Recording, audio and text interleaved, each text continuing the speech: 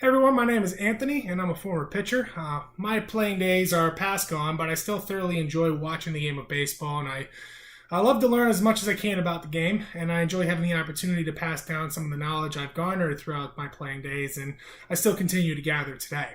What I'm going to do in this video is how to show you how to throw 12 different kinds of pitches. My purpose of this video is not to teach you how to add 12 pitches to your arsenal, but instead to teach you different grips and arm actions that allow you to choose the best options for yourself. As a pitcher, you do not have to have the ability to throw 7 to 8 different kinds of pitches, nor should you, but it is important to have multiple offerings that can keep hitters off balance. No pitcher can be successful with just one pitch. Even those with the nastiest of fastballs, like Aroldis Chapman at 103 miles an hour, need a secondary pitch, like his 90-plus mile an hour slider. The best pitchers have 3 to 4 plus offerings. What that means is it's not a pitch that you can throw simply to keep a hitter honest, but instead it's a pitch that they can use to get a hitter out or to get a swing and a miss in a key situation. One example of this is Clayton Kershaw, who's arguably the best pitcher of the current generation and possibly in history. He attacks hitters with 4 plus offerings, 5 if we talk about variations on his fastball, which the importance of that I will mention later in this video. He has a strong fastball that he locates extremely well, which is something else that I'll mention in a minute as well. And he can run that up into the mid-90s. He backs it up with a strong slider and a nice changeup that can affect hitters' timings. And then finally, he comes at you with his patented signature curveball that he's so well known for. In addition to all of this, he brings a nice two-seamer at the hitters, which can add some deception to that fastball. To choose what pitches are best for you, I suggest that every pitcher start with a 4-seam fastball, some kind of a changeup, and a breaking ball. Once you've gotten the hang of these pitches and are comfortable, you can start to add in a second breaking ball and or variations on your fastball. Be sure to discuss your pitch development with your pitching coaches. For the older players that play travel and high school baseball, these coaches should be readily available to you. For the younger viewers just starting out in their pitching careers, it's never a bad idea to find a personal coach that can give you lessons. These coaches can make sure that your grips and arm actions are correct to protect you from injuries as well as help your effectiveness. Most importantly is they can ensure your mechanics are fluid. There is no substitute for good mechanics as a pitcher. There's no substitute to improve your effectiveness, as well as, most importantly, to protect your arm, which is very important these days. The final thing I'll mention before we get started is about location. From this video, you can learn how to throw these different pitches. Depending on how hard you throw, you can bring it at high velocity. If you really work at these pitches, you can even add in some nasty break. But none of that matters, and I mean absolutely none of it, if you can't locate your pitches. In my opinion, there's absolutely no substitute for a perfectly located pitch. Just ask guys like Greg Maddux. And for any of you younger guys who may be unfamiliar with who Greg Maddux is, you really should look him up. He's a legend in the game, and he was absolutely something special back in his playing days. All right, so let's get started with fastballs. These are the most basic pitches you will throw. Arm actions are relatively simple and straightforward, and you don't need to do too much manipulation. Most of the manipulation comes with the grip that you're going to have on the ball. So it's never a bad idea to throw 1 or 2 variations on your fastball because it allows you to maintain that higher velocity that you're going to be throwing while giving the hitter a slightly different look, the pitch coming in, and this can be effective to throwing off a hitter's swing and timing and whatnot. So the most simple pitch grip is the 4-seam fastball. So we're going to take the ball here around the horseshoe, take your 2 fingers about a index finger length apart, and just grip the ball like this. So this is just like throwing the ball around when you're playing catch to warming up. You're just going to come over the top and flick your wrist and let the ball roll off. Simple, straightforward. Everybody should know how to throw a 4-seam fastball. Now, a variation on that is a 2-seam fastball. So while a 4-seam fastball goes relatively straight, 2-seam fastball is going to have some arm side break. And what that means is if you're a righty, it's going to break towards the right side, towards a right-handed hitter. If you're a lefty, it's going to break towards your left side, towards a left-handed hitter. And this is also pretty simple pitch to grip. I've seen it gripped in 2 ways. So you'll see some people around the horseshoe here grip it like this. Personally, I always like going along these 2 seams, covering it up like that. Again, we're talking about an index finger width apart. And again, that's just a simple snap of the wrist like your four-seam fastball. But the thing is when the ball comes off your fingers like that, it's going to catch the air in a certain way that's going to break it in and a little bit down too towards either right-handed hitters if you're a righty or left-handed hitters as a lefty. This is an effective pitch to throw to pitchers that have the same hand, a bat on the same side that you throw. Also not a bad pitch to throw to guys of opposite hand as the ball will run away from them. The other pitch that's becoming more popular in today's game and was made famous by Mariano Rivera is the cut fastball.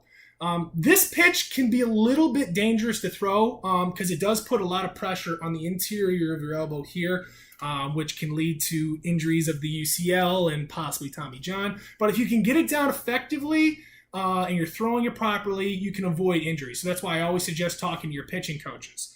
So what I like to do with my cut fastball is I take the four-seam grip again, and I just will slide my index finger over towards where my middle finger is. So if you'll see where the ball is, now I've kind of got the ball gripped a little bit off center. So now when I come over the top and throw the ball, my finger is going to cut the ball off a little bit to create a little bit of a spin that's going to create that cutting action away from a right-handed hitter as a righty or into a left-handed hitter as a righty. Sinker is just going to be the same thing but opposite. I'll start with the two-seam grip, and then I'll just take my middle finger and I will transfer it over to where my index finger is. Same concept, but in reverse. When the ball comes off, you're cutting it on the left side as a righty now, which is going to cause that ball to both break in on the hands to a right-handed hitter as well as create that downward action.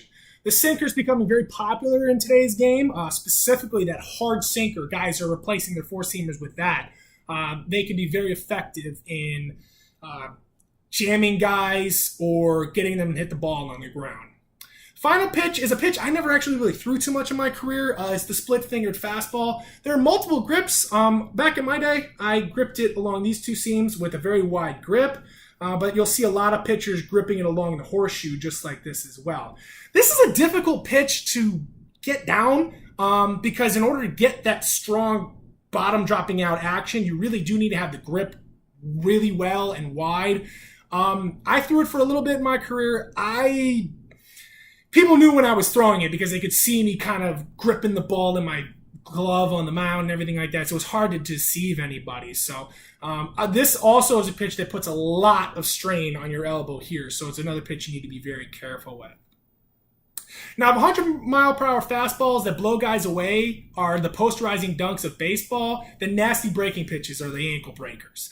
So breaking balls are effective because not only do they have a drastic variation in speed from your fastball, but they incorporate a lot of movement, either north and south, east and west, or a combination of the two.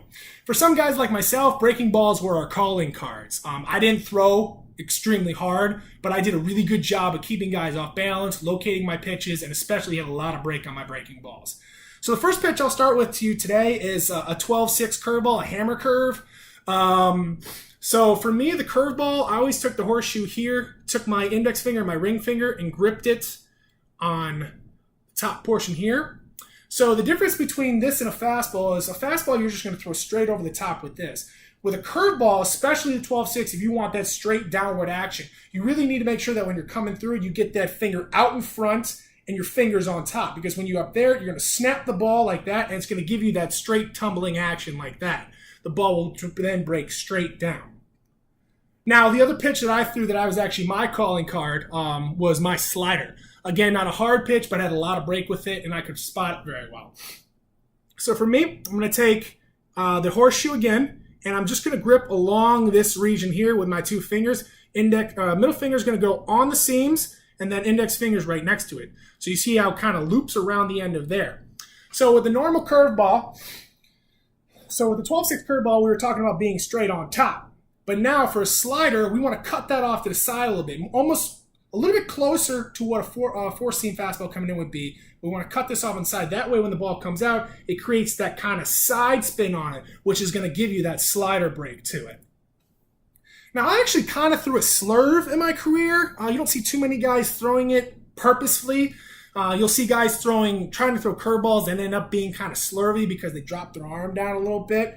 But if you try to throw a slurve, you can have some success. So for me, I always took my 12-6 curveball grip along the seam like this, but instead of being over the top of the 12-6, I actually threw it like a slider. So you kind of get the cross between those two pitches. Can have the velocity of a slider, but a little bit more of a curvy break to it. Another variation of the curveball, which is more like instead of the 12-6, you kind of get that 1-7 break for righties or that 11-5 break for lefties.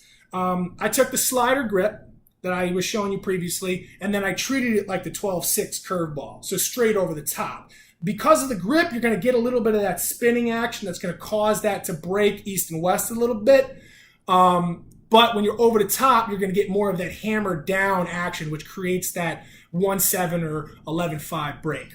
And the final variation on breaking ball is knuckle curve. I never threw it, but I knew a few guys who did. Basically, it's also known as a spiked curve. So you just take your normal curveball grip and you're going to spike it like this. And when you throw it, you're just using the index finger to turn that ball over. This creates kind of a very tight, hard break. Knuckle curves can be a little bit faster than traditional curveballs and a little bit tighter. But again, that's a feel thing. How do you feel comfortable gripping the ball? Finally, we cover changeups, often the most forgotten pitch in one's arsenal. Many pitchers these days don't work on developing their changeups and will end up not using them in games. However, changeups can be extremely effective and even nasty at times. Pitchers like Johan Santana back in the day or Kyle Hendricks nowadays make a living off of their changeups. What makes them so deceptive is that they come in looking like a fastball, but the velocity is drastically reduced. Additionally, when thrown well, a changeup can have severe downward and even tailing action to your arm side. So the two types of changeups that I'm going to talk about is a simple straight change and a circle change. So the straight change is what I threw back in my day. So this is just, you almost want to kind of get your almost whole hand on the ball. So you're going to have middle finger, ring finger along the two seams. You're going to flank it with your index finger and your pinky finger out on the side, and then your thumb is under for support. Now the arm action for this is simple. It's just straight over the top like a fastball. What's going to cause that reduction in the speed and therefore the drop is the way that the ball comes out of your hand. It's not going to come out as cleanly and smoothly as a four-seamer. So you're going to create a lot more drag as the pitch is coming in, which causes that drop. And you'll even get a little bit, because you're across the two seams here, you'll get a little bit of that tailing action. Finally, circle change I tried to throw in my career. I was never quite good at it. So we're talking a similar grip, either up here across these seams on the horseshoe, or you can even grip down here where I was just gripping before. Take your ring finger and your index finger, your middle finger, cross those two seams, and then back here, you're literally going to create a circle with your finger, with your index finger and your thumb, and you'll grip the thumb here and your pinky here for support. When you throw this pitch, now this one's going to have a lot more tailing action than that straight changeup, because the way that you're gripping, you're kind of cutting it off on the side here, and that's going to cause the ball to tumble and cause that tailing action. Well, there you have it. That's all I have for you today. I hope you enjoyed this video and it was helpful. Please remember to always work on these pitches in consultation with your coaches, and to always remember your fundamentals. And always remember to have fun. This is a beautiful game, and pitching is an art. You're in control when you're on the mound, and everybody's watching you work, so give them a show. Anyways, that's all I got for you. Good luck, everybody. Peace out. Enjoy your summers.